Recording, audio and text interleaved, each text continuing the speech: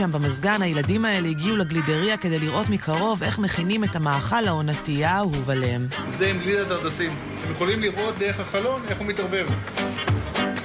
שים את הכל פנימה. לא מצאנו אף דרדס במכונה, אבל הגלידה צ'יק צ'ק מוכנה. הגלידה שלנו הגיעה למינוס 21 מעלות. מינוס 22 מתחילה לצפצף. המכונה מצפצפת לנו ואומר לנו שהגלידה מוכנה. הילדים מרוצים וגם ההורים שהצליחו למלא עוד בוקר בפעילות מעניינת. או שהילד משתגע בבית, ומשגע את ההורים כמובן, ויש עוד ילדים בבית שצריך לתת את תשומת לב, ואי אפשר להוציא אותו סתם החוצה, זה נכון. צריך למלא את הזמן בלוז מסודר.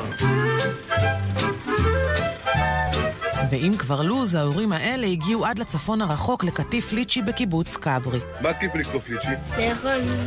אבל אפשר ללכת לסופר, לקטוף ליצ'י מוכן במסגן, ולאכול. למה כיף פה? אבל יותר כיף יותר טעים מהעצים. במחנה המאולתר שבסלון, בר ורומי ממשיכות להעסיק את עצמן. ליאת אמא שלהן החליטה שהיא לא שוברת את הראש, ופשוט ביקשה מהן להכין רשימת פעילויות שהן היו רוצות לעשות בשארית החופש. בהתחלה הם היו ככה מאוד נלך לסרט, נעשה עוגה, אמרתי להם, רוצו עם הרעיונות, כל מה שעולה על דעתכם.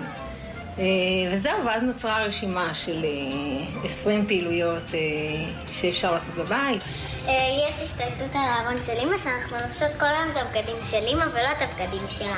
יש לכתוב יומן. יום ממתקים ללא הקבלה, שאפשר לאכול כמה שבא לנו ממתקים וחטיפים. ואולי הבעיה היא אצלנו ההורים, שמרגישים שצריך לוז מפואר כדי שלילדים לא יהיה משעמם חלילה. ההורים במין תחרות סמויה או גלויה.